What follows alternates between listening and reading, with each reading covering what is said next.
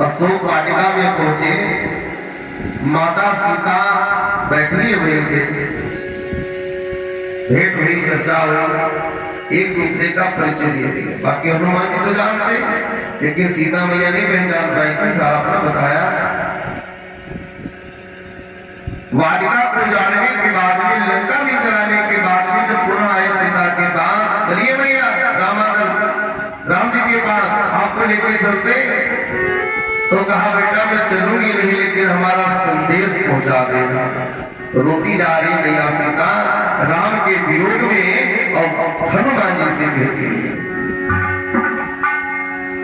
कि अयोध्या से जाकर पवने सुत हारी कहे राम।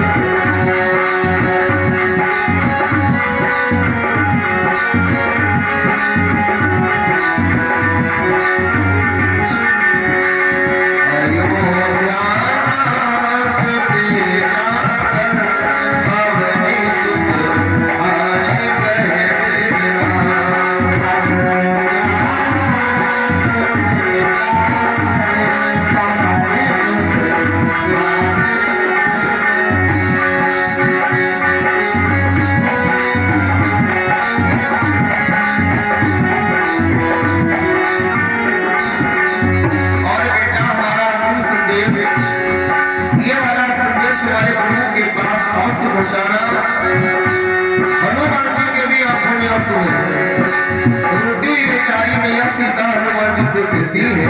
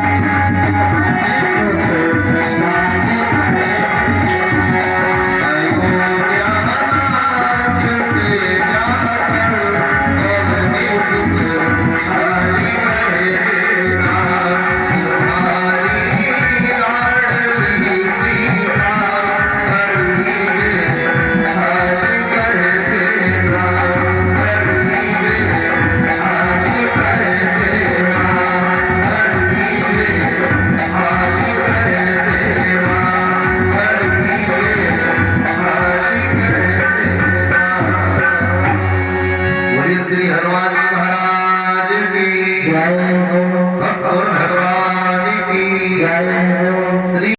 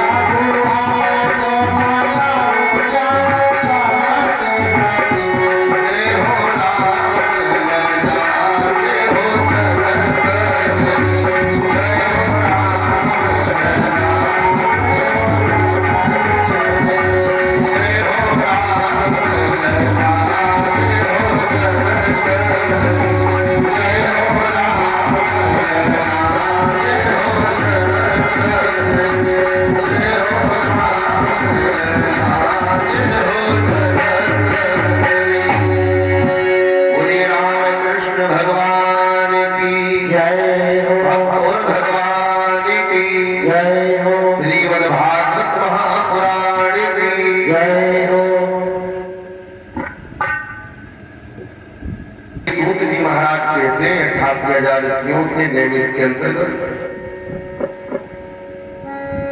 समय आने पर गौ माता के द्वारा एक बेटे का जन्म होता है। गौ माता के द्वारा बेटा हुआ, लेकिन हुआ कैसे? वो बछड़ा नहीं है, बछड़िया भी नहीं है। जिस प्रकार से हमारे आपके घर में बच्चों का जन्म होता है, ठीक उसी प्रकार का है, लेकिन उस बच्चे के जो कान है वो गौ की तरह है, पूरी आकृति मानव की, बस कान जो है वो गौ माता की तरह है।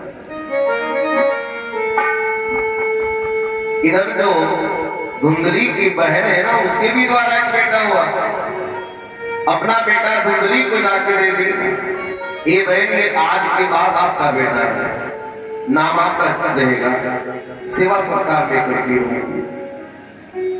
आज सारा कुछ सभी बीता, आप जी को पता चला, आप जी बड़ी खुश, एक एक पुत्र के लिए हम व्याकुल थे। आज परमात्मा की कृपा से दो दो बेटों की प्राप्ति हुई, और ये तो सबसे बड़ी प्रभु की कृपा, जो गौ माता के द्वारा भी बेटा ही प्राप्त हुआ है, नामकरण हुआ। ये जो सूतक होता है ना घर में, बच्चे के जन्म के बाद कितने दिनों तक रहता है? 84 पहर तक, 84 पहर तक सूतक रहता है घर में। किसी संत ब्राह्मण को भोजन भी नहीं करा सकते।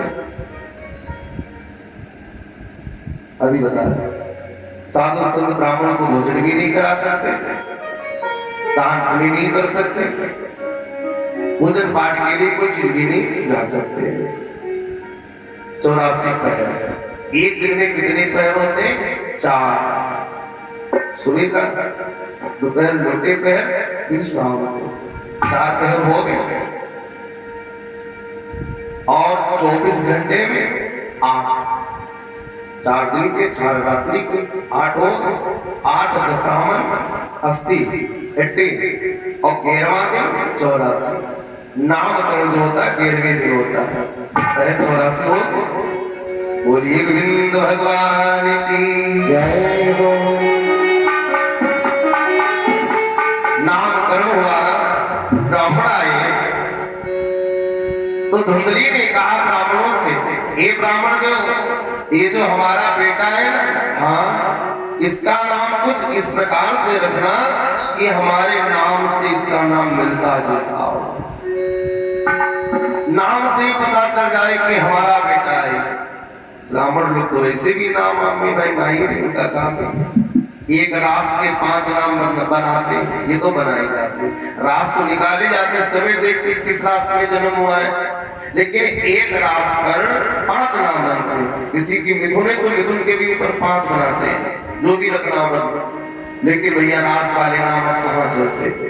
पंडित जी ने बताया तो कागज में लिखवा के बड़े वाले बक्से में अलमारी के पीछे डाल दिया गया।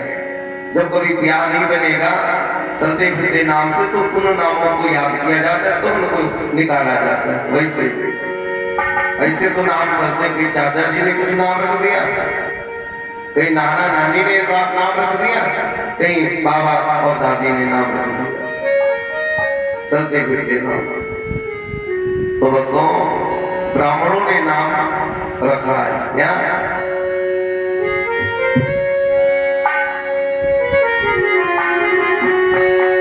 बेटे का नाम धुंधकारी, ज्योतिषियों ने बतलाया है। ब्राह्मणों ने, ज्योतिषियों ने बेटे का नाम धुंधकारी रखा। किसके? जो धुंधली उनके बेटे का नाम, मैया का नाम धुंधली है और बेटे का नाम धुंधकारी है। एक ही रास पड़ रही है। बेटे का नाम धुंधकारी, ज्योतिषियों ने बतलाया है, एवं उस गौ के बछड़े का गोकर्ण नाम ठहराया है। जो गौ के द्वारा बेटा हुआ उसका नाम गोकर्ण पूछा जाता है। गो माने गाय और कर्ण माने कान। गोकर्ण नाम किस प्रकार से पंडित जी ने संधि करते हुए रख दिया, बड़े प्रेम से। गोकर्ण और धुंधकारी का लालन पालन हो रहा है। आप जी एक ही भाव से दोनों बच्चों को निरख रहे हैं, देख रहे हैं, एक ही भाव, जैसे गौ का बेटा वैसे अपना बेटा। लेकिन जो धुंधली है ना, ये केवल अपने बेटे को खिलाना, लिखाना, चुमकारना, लाड़ प्यार करना, उससे कोई मतलब नहीं। वो हमारा थोड़ी है, वो तो गौ का बेटा है। अगर रो रहा है तो रोने दो उसे। आप जी बेचारे जब देखते वही आते हैं अपने उस बच्चे को लेकर के छुपवाते हैं, खिलाते हैं। समय आने पर जब बच्चे बड़े हो गए तो स्नान, ध्यान, शिक्षा देना, कुछ बताना, पढ़ाना, लिखाना, अपने साथ में रखना। कहने का मतलब धुंधली के पास एक बेटा है और एक आत्मदेव जी के पास बेटा है। समय बढ़ता चला गया, इतना समय बीता, इतना समय बीता, दोनों बच्चे 5-5 वर्ष के हो रहे हैं। देखिए घर में जो होता है ना, जैसी शैली होती है, जैसे कर्म होते हैं, सारा कुछ बच्चों के ऊपर जाता है। जिनके घर में नित्य प्रतिदिन ठाकुर जी की पूजा होती है, पूजन पाठ होता है, नारायण जी को जल दिया जाता है, माँ तुलसा की पूजा होती है, गौ के लिए रोटी निकलती है, तो उनके बच्चे की देखते देखते साल में जाता है। हम आप लोग पूजन करते हैं तो बच्चे की घंटी बजाते हैं बगल में खड़े हो। और जिन बहुत से ऐसे घरे नहीं इतना हो पा रहा है तो बच्चे भी नहीं जानते सब क्या है।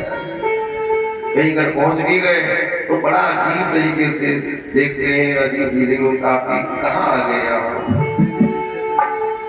बच्चों को शिक्षा के साथ साथ इतने धर्म शास्त्र से भी जोड़ना चाहिए। राम कौन थे, पिता कौन थे, क्या उनकी लीलाएं रही, कृष्ण जी क्या थे, उनकी लीलाएं क्या रही।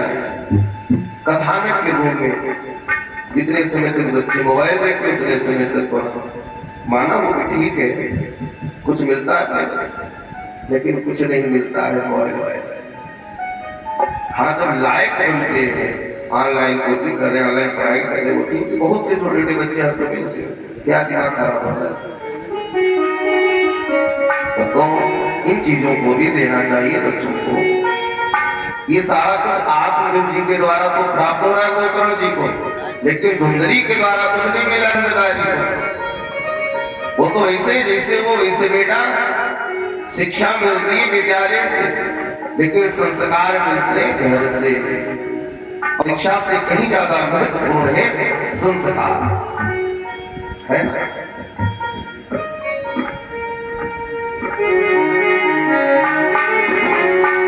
एक रूप भोजन वसन, एक रूप की चाह, पर चलते ही चल पड़े अपनी अपनी राह। कुछ समय के बाद में गोकर्ण जी की रास्ता अलग हो रही है और धुंधकारी की रास्ता अलग हो रही है। जैसे जहां पर सत्संग होता है, जहां पर कथा भागवत होती है, जहां पर अच्छे लोग बैठकर चर्चाएं करते हैं, वहां पर गोकर्ण जी को अच्छा लग रहा है। और जहां पर लंपट बातें हो रही है, दुष्ट प्रवृत्ति के लोग चर्चाएं कर रहे हैं, नाच गाना हो रहा है, वेश्याओं का नृत्य हो रहा है, वहां पर धुंधकारी को अच्छा लग रहा है। मदिरा का भी पान कर लेना, चुपके से घर आना, माता जी का पक्ष लेना और पिताजी का डर। ये एक बार हो जाए कोई बात नहीं, 2 बार हो जाए कोई बात नहीं, अगर यही चलता रहा तो सबसे पहली दुश्मन फिर मां ही बनती है संतान के लिए। और वाकई में वो तो गुरु बाद में मिलते शिक्षा देने वाले, पहले तो गुरु माँ है। माँ चाहे अपने बच्चे को नेक मांस बना दे और माँ चाहे तो अपने बच्चे को बदमाश बना दे। एक जिला सुल्तानपुर पड़ता था, नहीं सुल्तानपुर नहीं, जिला बिजनौर। जिला बिजनौर का एक टापू हुआ सुल्ताना। सुल्ताना टापू का नाम सुनो। पुस्तकों में भी आया है। तो जिला बिजनौर का रहने वाला सुल्ताना डाकू बचपन में एक अंडा चुरा लाया था। गरीबी थी घर में, अंडा कहीं से चुरा लाया तो माता जी को दिया। माता जी बड़ी प्रसन्न हो गई, वाह बेटा, चलो आज तो बनाने को भी नहीं था, इसी को बना के खाया जाता, लेकिन एक लाए होकर 2 लाते तो कम से कम पेट भी बढ़ता। और पीठ के ऊपर हाथ बढ़िया थपथपाती, कल 2 लाना। हरी हिम्मत बढ़ गई, मनोबल बढ़ गया। दूसरे दिन 2 लाया, तीसरे दिन 3, धीरे धीरे उसकी गति बढ़ती चली गई। एक दिन ऐसा है पूरी दुकान की दुकान लूट के ले आया। इतनी हिम्मत बढ़ गई, इतनी हिम्मत बढ़ गई उस डाकू की कि पूरे क्षेत्र में ही नहीं, 2-4 जिला ही नहीं, पूरा प्रदेश जानने लगा। इतना बड़ा डकैत बना सुल्ताना डाकू। चारों तरफ उसका ही खूब चल रहा है। जिधर चर्चा हो जाए कि सुल्ताना डाकू इधर क्षेत्र में आया तो लोग अपने घर से न निकले, और निकले तो हिसाब से निकले। लेकिन जिस समय वो पकड़ा गया, उसकी फांसी हुई, तो अंतिम इच्छा पूछने के लिए जब अधिकारियों ने उससे प्रश्न किया, बताइए क्या इच्छा है आपकी, खाना पीना किसी को मिले ना कुछ। उसने कहा ज्यादा नहीं, बस हमको अपनी मैया से मिलना है। तो पहले से सारी चीजें चालू हो जाती है। समय आने तक माता जी को हाजिर किया गया, पेश किया गया। रो रही है बेचारी मैया, हाय बेटा, हाय बेटा, जा रहे हो छोड़ के, कैसे जिएंगे, क्या करूं, सब कैसे हो गया, बर्बाद हो गया। ये रोने का नहीं। सुल्ताना डाकू ने कहा, मां ये सब आप ही की देन है। तो भैया ने कहा क्या मतलब? का मतलब यही, जब हम बचपन में अंडा चुरा लाए थे ना, तो आपने हाथ हमारे पटक के मारा, कहा पीठ पर 4 अंगुल और जगह बढ़ जाती है। पीठ की जगह पर अगर यहाँ पर पड़ जाता ना, शायद हमको ये नसीब हो। ये नहीं काफी, हम कहीं और होते। ये जो भी समय आपकी देन है, तो माताएं ही मुख्य पहले गुरु होती है बच्चों को। तो धुंधकारी तो कोई नियम सेम में गया ही नहीं, कुछ उसे सिखाया पढ़ाया नहीं गया। कहाँ पे है आप, कहाँ बैठे, हमारा बच्चा कहाँ जा रहा है, कोई ख्याल ही नहीं। स्वतंत्रता हद से ज्यादा ठीक नहीं होती है। चाहे हमारा बच्चा हो, आपका, कोई भी, किसी का भी, आजादी दी जाती है, लेकिन हिसाब है। धुंधकारी से कोई लेखा जोखा नहीं। तो आज परिणाम प्रत्यक्ष सामने है। धुंधकारी वेश्याओं के साथ में मदिरा जहाँ पर चल रही, तैयारियां चल रही, ऐसे जहाँ पर मित्र मिल रहे, उनको अपना घनिष्ठ बनाता है। और गोकर्ण जी महाराज जहाँ पर संत लोग हैं, जहाँ पर कथा भागवत चल रही है, जहाँ पर अच्छे लोग विराजते बैठते चर्चाएं करते, वहां पर गोकर्ण जी। समय इतना बदला कि जहां से धुंधकारी निकलता तो लोग किवाड़े बंद कर लेते, फाटक बंद कर लेते। गोकर्ण जी जब निकलते तो लोग बुलाते, आओ श्रीमान जी थोड़ा बैठ लो, दर्शन नहीं हो रहे, कहाँ रहते हैं आप। ये होता है कि गोकर्ण जहां पर जाता है, छा जाता जय जयकार।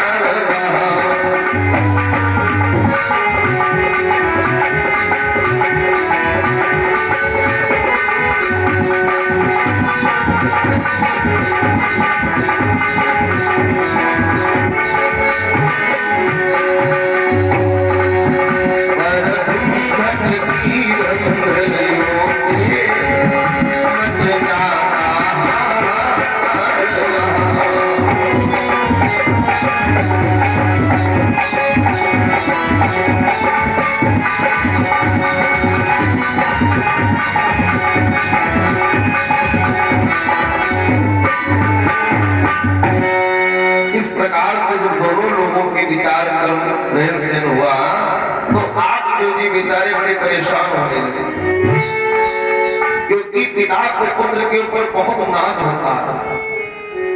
हमारा बेटा बड़ा होकर के हमारा नाम रोशन करेगा, हमारा आगे परिवार बढ़ाएगा। नहीं सुपुत्र बन सकेगा तो पुत्र बन के तो जिएगा ही, कुछ तो करेगा। ये कोई नहीं चाहता हमारा बेटा दुष्ट निकल जाए, नालायक निकल जाए। और फिर आत्मदेव जैसे 6 कर्म लक्षणों से परिपूर्ण व्यक्ति कभी किसी भी प्रकार का दाग नहीं लगा, उनका बेटा इस रंगत में जा रहा है, बहुत कष्ट में है आत्मदेव जी महाराज। धन कमाना आसान किसके आगे, मान सम्मान के आगे। बहुत से है जो धन के साथ में सम्मान भी प्राप्त कर रहे, समाज से इज्जत भी कमा रहे हैं, दोनों महत्वपूर्ण है, बस अपने अपने एंगल से। ऐसी बात नहीं कि प्रतिष्ठा की कहीं पर कीमत नहीं, इज्जत की सम्मान की कहीं पर वैल्यू नहीं, ऐसा नहीं हो सकता, बहुत वैल्यू है, धन से भी ज्यादा। तो इसीलिए बेचारे आत्मदेव जी भी बहुत परेशान हैं कि इस समाज, ये संसार क्या सोचता होगा, वेद पाठी ब्राह्मण का बेटा इस प्रवृत्ति में जाए। अपार कष्ट में चल रहे हैं। गोकर्ण जी ने समझ लिया कि पिताजी ठीक नहीं है, धुंधकारी भैया को लेके तो स्पष्ट रूप से कह दिया, पिताजी यदि आप अपना कल्याण चाहते हो तो छोड़ दीजिए घर परिवार को, छोड़ दीजिए भैया को, छोड़ दीजिए हम लोगों को, भगवान का भजन कीर्तन करो। पिताजी जगत में कोई किसी का नहीं है, जो हो रहा है होने दो, उससे रोक नहीं पाएंगे अपना हम, चले जाइए आप। पिता बेटे की इस राय को स्वीकार किया। कुछ समय के बाद में आत्मदेव जी महाराज जी संत लोगों की दुनिया में चले जाते। अब संत में आ गए हैं आत्मदेव जी। गोकर्ण वो भी कुछ समय के बाद संत प्रवृत्ति में हो जाते हैं, यानी संत में बन जाते हैं, वैरागी बन जाते हैं, वैराग्य धारण कर लेते हैं। भगवान का हरि चिंतन, भगवान की हरि कृपा से वो भी संत लोगों में लीन हो जाते हैं। अब घर पर केवल धुंधली और वही बेटा धुंधकारी। अब क्या कहने, अब तो पूरी आ जाती है, कोई भय नहीं है, कोई कष्ट नहीं है। अरे भक्तों, इस जगत में डर होना चाहिए, भय होना चाहिए, किसी का भी हो, बड़े भैया का हो, माता पिता का हो, पत्नी का हो, या पत्नी को पिता का हो, और पति का भी हो, बेटे का हो, पुत्री का हो। यदि किसी का भी भय न हो तो कम से कम परमात्मा का तो भय होना चाहिए। ये किस लिए? क्योंकि भयभीत व्यक्ति ही निर्भय है, और जो निर्भय अपने जीवन को व्यतीत करता है उसी को सबसे बड़ा भय बना रहना चाहिए, बना रहता है। यानी लगाम होनी चाहिए, है ना? वो चाहे अपने किसी घर के सदस्य का हो और चाहे परमात्मा का हो, लगाम होनी चाहिए। मन बिन लगाम का घोड़ा बताया गया है, पता नहीं कहां से किस रास्ते को अपना ले चल पड़े, इसीलिए लगाम जरूर होनी चाहिए। उसकी डोर किसी के हाथ में होनी चाहिए, उसका डर बना होना चाहिए कि इंसानों को खींच ले तो तुरंत परेशान हो जाए। अब तो बिल्कुल आजादी है धुंधकारी की, साही है खुद मुख्तियारी है। धुंधक वो सिंह बन गया था, बकरी सी रैयत सारी। जैसे सिंह के सामने भेड़ बकरियां, वही हाल है धुंधकारी के आगे गांव के लोगों का। कोई दूजी नहीं करने वाला। लोग कहते हैं अपने गांव देहात में, क्या कहते हैं कि नंग बड़ा परमेश्वर छोटा। ये बिल्कुल सत्य है। दुष्ट प्रवृत्ति का कोई आ जाए, शराबी कवाड़ी, तो हम आप लोग कुछ भी हो, अरे पकड़ा पकड़े तो कौन इसके मुंह लगे तो अपनी हार स्वीकार कर लेते। और ये होना भी चाहिए। पागल के मुंह लगना समझ लो उससे बड़े हम पागल हैं। चला जाए, प्रेम से उसको हटाओ। तो धुंधकारी किधर से निकलता है ना तो लोग अपने घर में चले जाते हैं, किवाड़े बंद कर लेते हैं। कोई भी इसके पास तो कुछ है ही नहीं, ये तो बर्बाद है। यही सब चलता रहा। धीरे धीरे क्या होता है, वेश्याओं की ओर से मांग बढ़ गई। एक धुंधकारी इतने दिनों से हमारे वहां आते हो, अब भाई बिना धन लिए हुए, बिना सोना चांदी, बिना पैसे लिए हुए हम भाई कुछ नहीं सेवा कर पाए।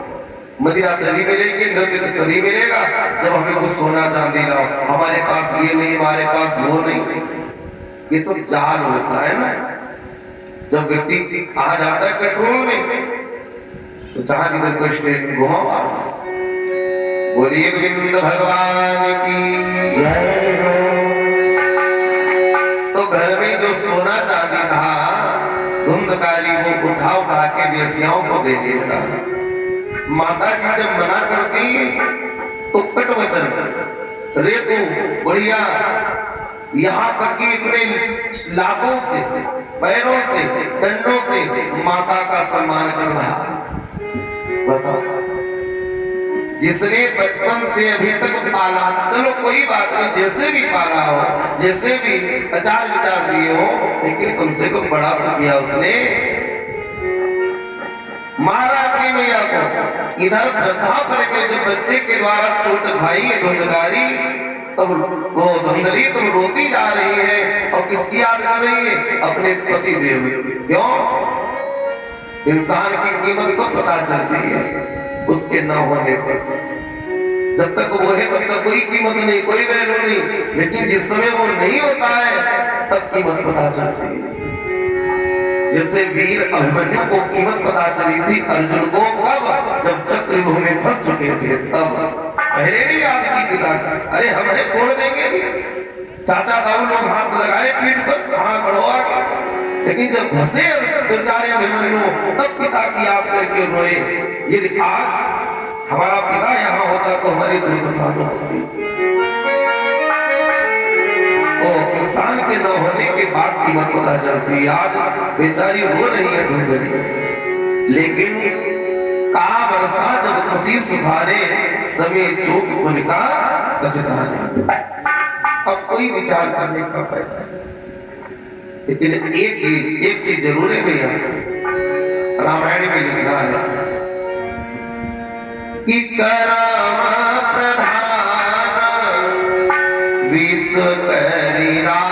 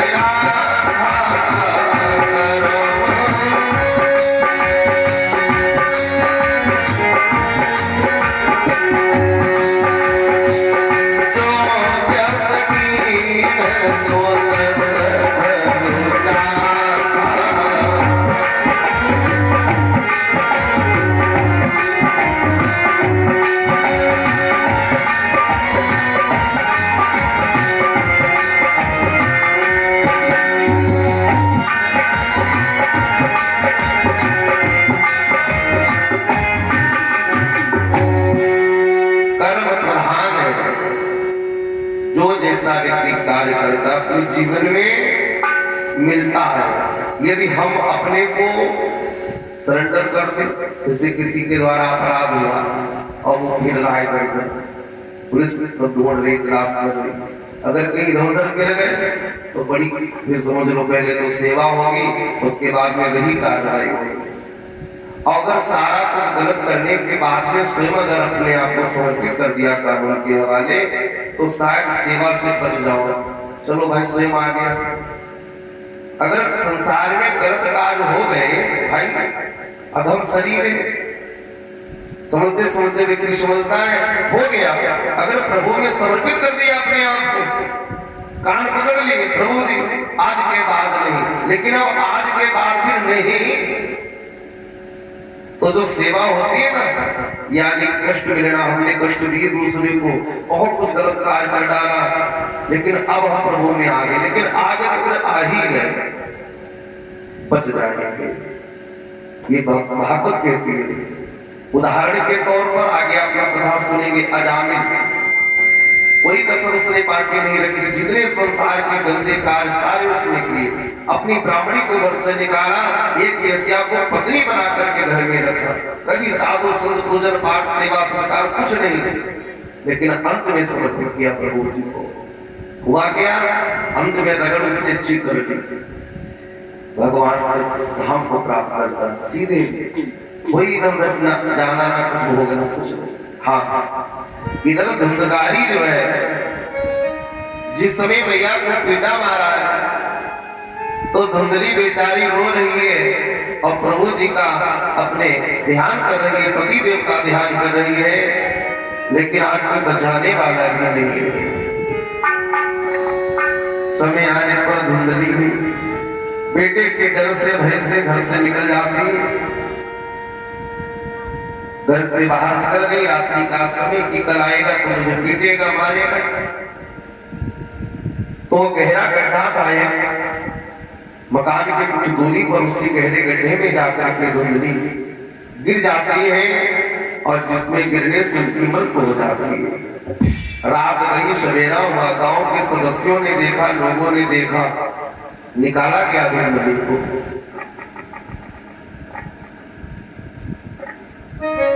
धुंधली को निकाला जाता है, फिर महाराज जी के पास खबर पहुंचाई गई, आत्मदेव जी के पास, गोकर्ण जी के पास। वो लोग आकर के अंतिम संस्कार करते हैं और तत्पश्चात फिर अपने धाम को प्रभु जी के संग में संतों के वहां पे पहुंचते हैं। चलता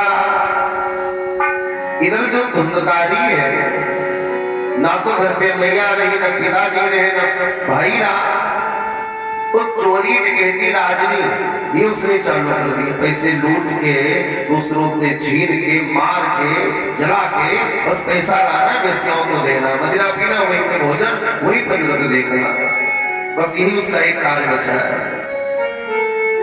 चलते चलते कुछ समय तक चलता रहा, लेकिन एक दिन वेश्याओं ने विचार किया कि हे बहन, ये तो बहुत लूटपाट कर रहा है, यदि किसी दिन ये पकड़ लिया गया तो क्या होगा।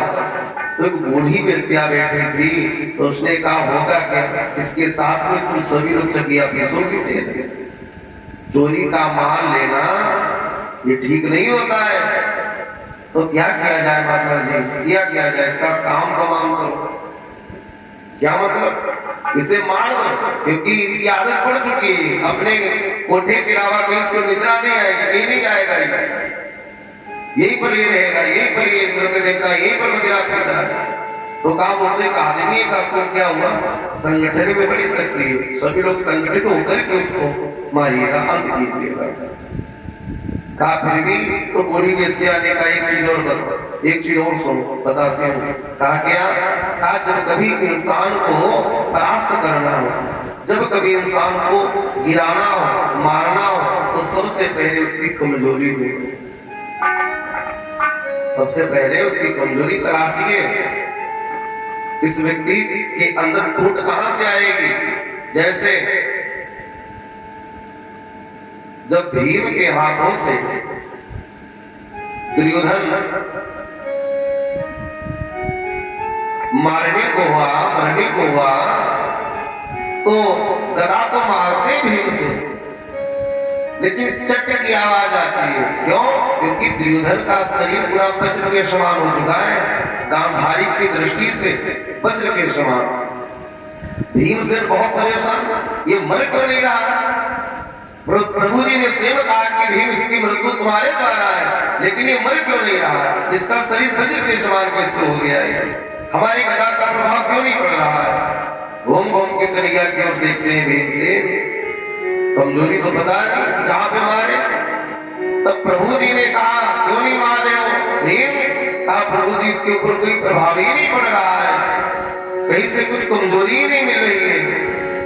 कमजोरी भगवान कृष्ण को मालूम थी, भगवान ने इशारा दिया जंगा पे मारो। जब उन्होंने कमजोरी दी, भीम ने उस कमजोरी को लिया, तब मारा गदा जंगा के ऊपर, तुरंत वहीं पर दुर्योधन धराशायी हो गया, गिर गया। तो जब कभी किसी को गिराना हो, डिगाना हो, परास्त करना हो, कमजोरी ढूंढिए, ये नीत कहती है। कहा धुंधकारी में क्या कमजोरी है? कहा मदिरा की। आज पैसे की बात मत करना, सोने चांदी की बात मत करना, इससे मदिरा का पान करो। आया निःशुल्क सेवा हो रही है धुंधकारी, एक से एक प्याले चल रहे हैं, एक से एक बोतलें चल रही है। धुंधकारी की सोचना क्या बात है, दक्षिणा की बात भी नहीं दी गई और मुझे बताओ इतनी शराब दी जा रही, इतना मुझे खिलाया पिलाया जा रहा है, लगता कुछ दाल में काला। लेकिन उसको क्या मालूम दाल में काला नहीं, पूरी दाल ही आज काली। देखते देखते जब धुंधकारी बिल्कुल शिथिल हो गया, अंग प्रत्यंग सारे बेकार हो चुके हैं, क्षमता नहीं है, शक्ति नहीं कि वो बैठ नहीं सके, गिर गया बेचारा। चार वेश्या एकदम आ गई, एक एक ने हाथ पकड़ लिया, एक ने इधर आवाज लगाई, दो तीन आ गई, लेकिन वो लेके क्या आई है? लाल लाल कोयले का अंगार। हाँ, कोयले का अंगार लेके आई। ये धुंधकारी मुख बोलो, तुम्हें शराब पिलाऊंगी। नशे की हालत में कुछ तो फैलाया, कुछ और फैला दिया गया, मुंह में वो अंगार डाल दिए गए और वहीं पर धुंधकारी को मारने का पूर्ण रूप से भाव बनाकर एक काल किया है। देखिए कहा गया कि उनकी ही दुर्गति होगी जिनको प्यारी बेसा होगी।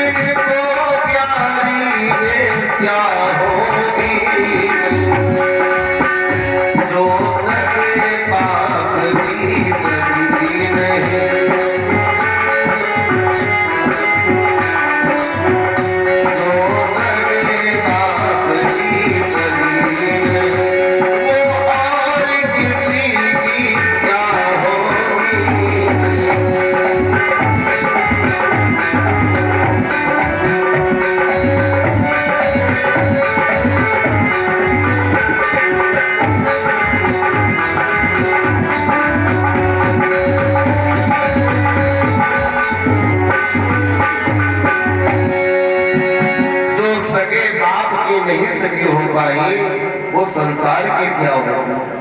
अगर दशा होती किनकी?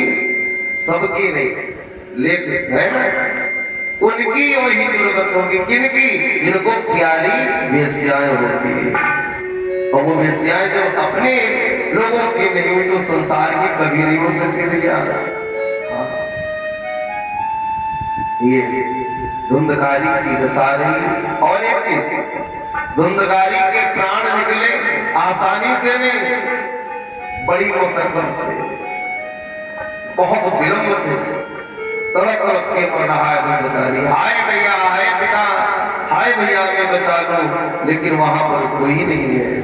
भगवान भक्तों की रक्षा करते हैं, सबकी रक्षा नहीं करते हैं।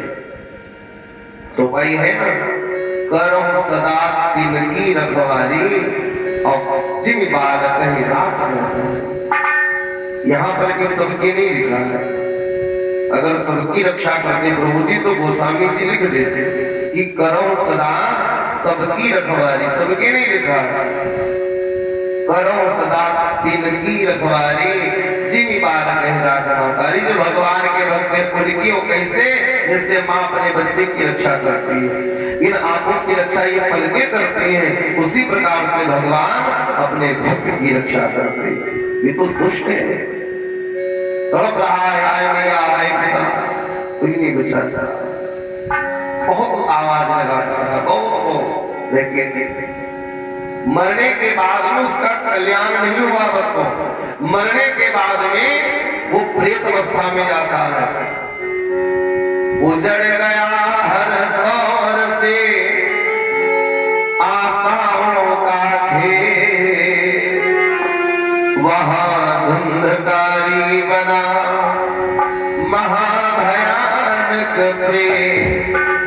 प्रेत अवस्था में चला गया।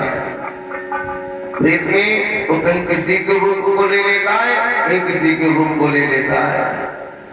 जैसे कहीं गधा बन गया, कहीं भैंसा बन गया, कहीं हाथी के रूप में चला गया, कहीं किसी के रूप में चला गया, भटक रहा है, रात में चिल्ला रहा है, रो रहा है। भाई की मृत्यु का ये भाव सुनकर के श्री गोकर्ण जी महाराज संत की दुनिया से अपने गृह आए। जिस समय अपने दरवाजे पर खड़े होकर देख रहे घर की ओर कि घर पूरा खंडहर हो चुका है, सब घर नष्ट हो चुका है। तो ये सब देख ही रहे थे, तब तक पीछे से रोने की आवाज आई। तो गोकर्ण जी पीछे मुड़ के देखे तो कोई नहीं नजर आया। फिर आगे को अपने घर की ओर देखने लगे, यहाँ पर खेलना होता था, यहाँ पर बैठना होता, यहाँ पर मैया थी, यहाँ पर पिताजी भोजन करते थे, सब बेकार। फिर रोने की आवाज आई पीछे से, भैया, और रोने लगा। फिर पीछे मुड़ के देखा तो कोई नहीं। गोकर्ण जी ने कहा, कौन है भाई, क्यों हमें डरा रहे, आप भयभीत कर रहे? तब रोते हुए बोला, हम कोई गैर नहीं है भैया, हम आपके भैया है भाई, हमारे नाम धुंधकारी, हम आपके भैया धुंधकारी है, लेकिन आप दिख तो कहीं नहीं रहे हो, हम प्रेत में हैं, इस हवा में जिसमें चाहे उसमें जा सकते। हुआ कैसे? वेश्याओं के द्वारा, वेश्याओं ने हमारा ये हाल किया है, वेश्याओं के द्वारा हमारे गए। पूरी अपनी कथा सुना डाली, भैया हमारा कल्याण करवाओ, इस प्रेत अवस्था से हमें बाहर निकलवाओ। भाई भाई होता है। श्री गोकर्ण जी महाराज आश्वासन देते हैं कि हे गोकर्ण, जहां तक हो सकेगा हम आपको इस प्रेत अवस्था से बाहर निकाल के आपका कल्याण करवाएंगे, लेकिन मुझे समय चाहिए। रात बीती, सवेरा हुआ, गोकर्ण जी तत्काल हरिद्वार जाते हैं। हरिद्वार भगवान विष्णु के द्वार, हरिद्वार का मतलब भगवान विष्णु का दरवाजा, द्वार, मुख्य द्वार। और जिसके द्वार जाओगे अगर वो दयालु है तो खाली नहीं कभी लौटाता। भगवान कृष्ण बहुत अपार दयालु है, जो अच्छी निष्ठा भक्ति के साथ में, श्रद्धा के साथ में, विश्वास के साथ में हरिद्वार आज भी जाते हैं, गंगा मैया में स्नान करते, अपनी कामना रखते हैं, कामना अवश्य पूर्ण होती है। बस विश्वास होना चाहिए, श्रद्धा विश्वास वो बिरो हो। बोलिए गोविंद भगवान की जय हो। तो हरिद्वार जाकर के श्री गोकर्ण जी महाराज अपने भैया धुंधकारी के नाम से पिंडदान किए, तिलांजलि दी, श्राद्ध किया, ब्राह्मणों को उचित दक्षिणा दी। ब्राह्मणों ने जो भी कहा वो सारे नियम कर्म धर्म अपने किए। कुछ विद्वानों का भाव है कि वहां पर गोकर्ण जी अपने कुल खानदान का नाम बुलवा रहे थे, लेकिन था उसका कुल खानदान और क्योंकि वो बहन का बेटा था, इसीलिए नहीं कल्याण हो रहा है। तो सभी विद्वानों का भाव अलग अलग, बस एक मुख्य मार्ग पर चलिए कि कल्याण नहीं था। किस कारण से नहीं हुआ इसके पीछे है। आए हरिद्वार से यहाँ, लेकिन कोई विशेष प्रभाव नहीं पड़ा। काशी गए, वहां से भी प्रभाव नहीं पड़ा, यानी कर्म कांड में कोई कमी नहीं है। क्या सुनिए, एक होता है पाप, एक होता है महापाप। पापों से बच सकते हैं लेकिन महापापों से नहीं बच सकते। उससे भी बच सकते हैं, उसके लिए और अच्छी औषधि हमें चाहिए, अच्छी वाली दवाई चाहिए, तो उससे भी बचेंगे। लेकिन वहां तक अभी पहुंच नहीं रहे गोकर्ण जी, पहुंचेंगे। क्यों नहीं कल्याण हो रहा है? और कैसे कल्याण होगा तो हुआ क्या?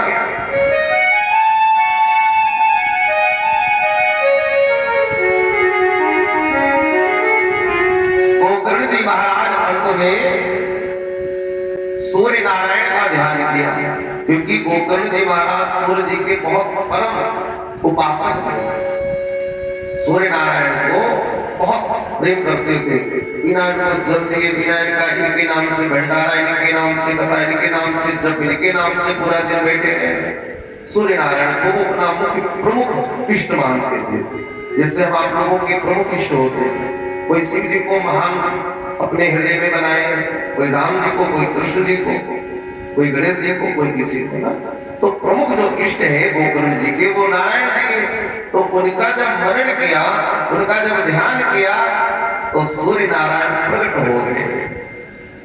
सूर्य नारायण प्रकट हुए।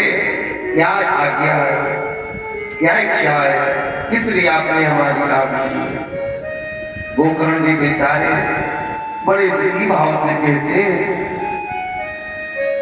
हे भगवान, एक हमारा भाई है जिसकी मृत्यु हो चुकी है, वेश्याओं के द्वारा प्रेत अवस्था में पहुंच चुका है, दर दर की ठोकर खा रहा है, उसका कल्याण कैसे होगा? मैंने कोई उपाय नहीं रखा, नाना प्रकार के कार्य किए, नाना प्रकार के कर्म किए हैं, पिंड दान किया, श्राद्ध किया, तिलांजलि दी, दक्षिणा दिया है, दान किया, सारा कुछ किया, नहीं कल्याण हो रहा। महापाप आपके भाई के द्वारा महापाप हुए हैं। तो महापाप में क्या क्या आता है? मदिरा का पान करना, ये महापाप में है। सोने की चोरी करना महापाप में आता है। पर स्त्री दुरागमन ये महापाप में आता है। माता पिता को डंडों से, लातों से, माता पिता निर्दोष है। माना कि कभी कभी ऐसा भी होता है इस लौकिक दुनिया में कि कुछ माता पिता भी शायद उसमें बच्चे का हित है या क्या है, तो बच्चे को दुश्मन लगने लगते हैं। लेकिन अगर गहराई से देखा जाए तो माता पिता दुश्मन तो नहीं होते। कहीं न कहीं कड़ में तो पुत्र के लिए, पुत्री के लिए जगह तो जरूर होती है। पुत्र को पुत्र हो सकता है, माता को माता नहीं हो सकती है, अगर वास्तविक खो नहीं बताता है। माता पिता को डंडों से, हाथों से मारना, गुरु को मारना, गुरु के बताए हुए मार्ग पर न चलना, ये भी महापाप में आता है। तो आपके भैया के द्वारा महापाप हुए हैं, ऐसे नहीं उसका छुटकारा हो पाएगा, ऐसे नहीं वो मुक्त हो पाएगा, ऐसे नहीं उसका उद्धार हो पाएगा। भगवान कोई औषधि नहीं है। अब गोकर्ण जी बेचारे बड़े व्याकुल हैं। कब प्रभु कोई तो मार्ग होगा, कब कोई मार्ग होगा। रोने लगे गोकर्ण जी। जब नारायण जी ने देखा कि इतना प्रेम है भैया से कि उस दुष्ट पापी के लिए हमारा भक्त इतना दुखी, इतना रो रहा है, तब नारायण जी मुस्कुराए, कहा अच्छा सुन, लेकिन कार्य थोड़ा लंबा है, क्या बताइए भगवान, जो बताओगे वो करेंगे भैया के लिए। कहा कार्य है कि जाकर के ब्राह्मणों को मिलो, अच्छा सा मुहूर्त निकलवाओ और अपने भैया गुंडकारी को श्रीमद्भागवत महापुराण की कथा सुनाओ। कथा से कल्याण हो जाएगा। कहा भगवान कुछ संशय आ रहा है, कहा प्रकट करो। तब गोकर्ण जी ने कहा मंदिर में रखवा दिए, फिर भी नहीं पूजा कर सकते, क्यों? अभी पूजन नहीं हुआ है। जब आचार्यों को, ब्राह्मणों को बुला करके उनकी प्राण प्रतिष्ठा होती है, वैदिक मंत्र उच्चारण किए जाते हैं, विधान से जब उनका पूजन होता है, प्राण प्रतिष्ठा होती है, तब उनमें भगवान आते, तब भगवान स्वीकार करते। सच है, ऐसे जीवात्मा अंधकार को अधिक प्रिय है। अंधकार जो भूत प्रेत होते हैं ना, इनको अंधकार अधिक प्रिय होते हैं। बहुत ऐसे भवन है 10 सालों से उसमें ताले नहीं खोले गए। होली दीपावली बड़े से बड़े पर्व में भी उनमें दीपक नहीं जल रहा, पूजन पाठ नहीं हो रहा, संगत धन नहीं हो रही, साधु संत ब्राह्मणों का आगमन नहीं हो रहा, मान लोग नहीं आ रहे। उसमें क्या होता है? उसमें भूत प्रेत ही जाके अपना डेरा बनाते। और जब 10 साल के बाद में आए, उसमें रहन सहन चालू किया, तब कहते पंडित जी पता नहीं क्या हो गया, आचार्य जी पता नहीं क्या हो गया, जब से इस घर में आए तब से सब बीमारियां आ गई, पैसा नहीं बन रहा, ये नहीं जुड़ रहा, वो नहीं हो रहा, जो सोचते वो नहीं होता, वो हो जाता जो नहीं सोचते। तब आचार्य ब्राह्मण लोग देखते, कहते भैया आपके घर में ऐसे ऐसे जगह पर दोष है, हवन करवाओ, जाप करवाइए महामृत्युंजय का। जब सारे विधान हम आप लोग लेते करते तब जाके वो आराम आता है। तो कहने का तात्पर्य आपके भैया धुंधकारी की जो जीव आत्मा है ना, प्रेत वो जाएगी एक अंधकार में। अंधकार में 7 गांठ का वास। ऐसा करना कि हमको भी पता चलता रहे कि हमारे भैया का कल्याण हो रहा है, पता चलेगा। कैसे? जब कथा का प्रथम दिवस जाएगा तो प्रथम बांस की ओह फट जाएगी। जब कथा का दूसरा दिवस जाएगा तो दूसरी ओह फट जाएगी। आपको भी लगेगा कि हमारे भैया का कल्याण धीरे धीरे हो रहा है। और यही होगा। समय आने पर साप्ताहिक अनुष्ठान रखा जाता है। मंत्रों के द्वारा जीवात्मा पहुंचाई जाती है उस बांस में और कथा प्रारंभ हो रही है। बोलिए गोविंद भगवान की जय। कि मधुरी मधुर नाम सीताराम राधे श्याम।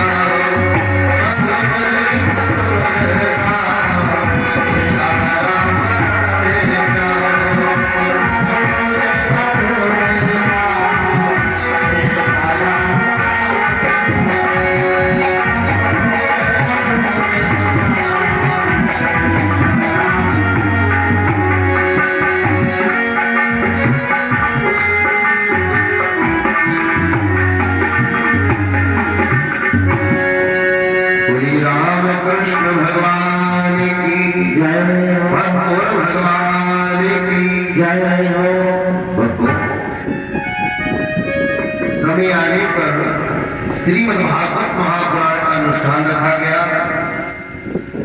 और कथा का जिस दिन कथा का 2 दिवस होता है, दूसरा दिवस आता है, नीचे की एक बांस की गांठ फट जाती है।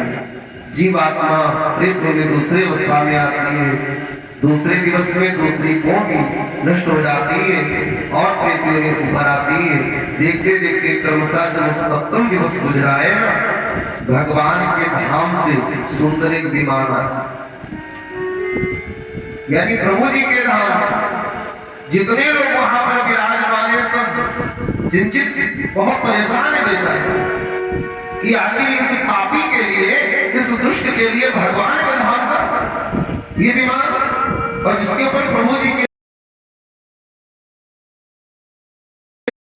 आत्मदेव जी ने दे दिया बल, ठीक है खा लेना तो मैं खा लूंगी, चले गए। रख दिया अलमारी में फल, अपने काम धाम में लीन हो गए, फल नहीं खाया। 1 दिन नहीं, 2 दिन नहीं, भक्तों पूरे 2 महीना हो रहे, 2 मासों के फल सूख चुका है। 2 महीने के लिए कोई फल रख दो वो तो बेकार हो जाएगा। लेकिन संत बाबा का वो दिया हुआ प्रसाद है, विशेष प्रभाव नहीं पड़ा, लगभग में ठीक है। जैसे अपने घर का जल एक बोतल में भर के रख दीजिए, कुछ समय के बाद में कीड़े पड़ जाते हैं, और उसी बोतल को साफ करके पढ़िए, उसमें गंगा जल भर दीजिए, 10 साल के बाद में देखोगे ना वो जैसे का तैसे मिलेगा, गंगा जल में कीड़े नहीं पड़ते। तभी संत बाबा के हाथों का वो प्रसाद है। लेकिन कर्कशा के हाथों में आ चुका है, कुछ दोष हल्के से उसमें थोड़ा तो परिवर्तन हुआ, बदलाव हुआ, विशेष नहीं। 2 महीने के बाद में जब अचानक से नजर पड़ी फल के ऊपर, तो धुंधली ने विचार किया, प्रभु जी हमारे सोच रहे होंगे कि मैंने फल खा लिया है, ऐसी सी बात हो चुकी है, लेकिन अभी तक तो मैंने फल खाया नहीं, क्या करूं, फल खाऊं कि न खाऊं। अब लिए बैठे है, वो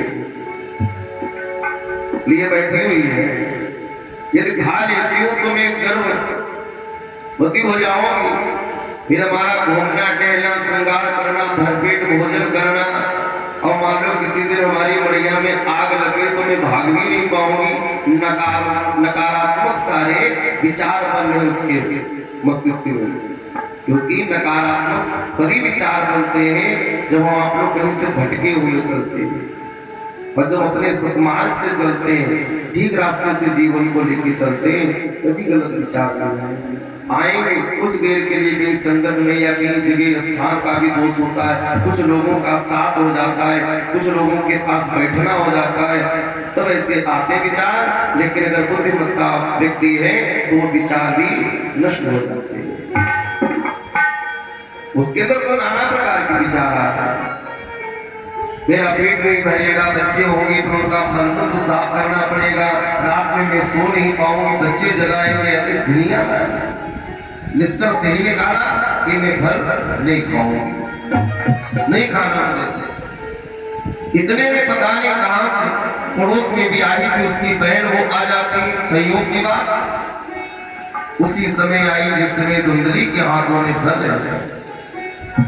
पूछा, ये बहन आप बड़ी चिंतित नजर आ रही हो, आपके हाथों में सूखा सूखा फल कैसा है?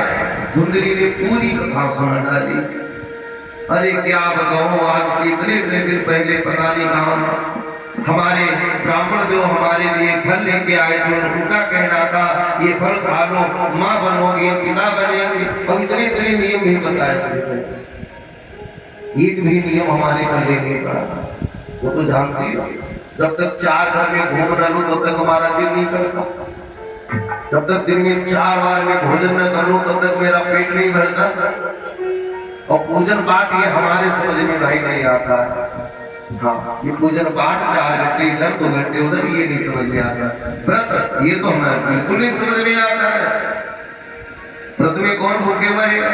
तो बहन ने कहा, आप चाहती क्या हो? मैं फल नहीं खाना चाहती हूँ, बच्चा भी कहीं से प्राप्त हो जाए। तो धुंधली की बहन हंसी, कहा हो गया आपका काम। कहा ये कैसे? कहा बहन फल को आए हुए कितना समय हुआ? कहा 2 महीने। कहा 2 महीने के गर्भ हमारे, प्रभु की कृपा से वैसे भी हमारे 4 बच्चे हैं, ये जो हमारा बच्चा होगा ये मैं आपको दे दूंगी। और जब तक बच्चा कुछ बड़ा नहीं हो जाता तब तक उसकी देखभाल और उसका भोजन का प्रबंध सारा हमारे द्वारा होगा। बड़ी बहन है वहां, छोटी बहन कभी भी आ सकती है, कभी भी रुक सकती है, इसमें कोई रोक टोक नहीं है। कहा फिर बहन एक फल का क्या किया जाए? तो धुंधली ने एक काम अच्छा किया। धुंधली ने कहा, संत का दिया हुआ ये प्रसाद है,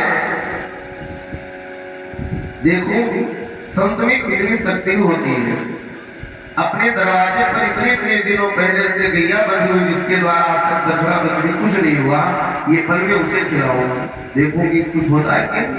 नहीं तो बाबा लोग सब ऐसे होते। ठहर गई इस भाग्य से उन दोनों की राय, लुका छिपा कर गाय को वो फल दिया खिलाए। समय आने पर गौ माता को चुपके से वो फल खिला दिया जाता है। अरे संत बाबा का प्रसाद दे दिया।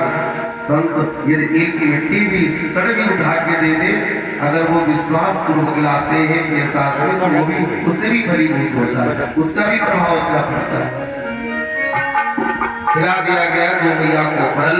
समय आने पर गौ मैया ने गर्भ धारण किया।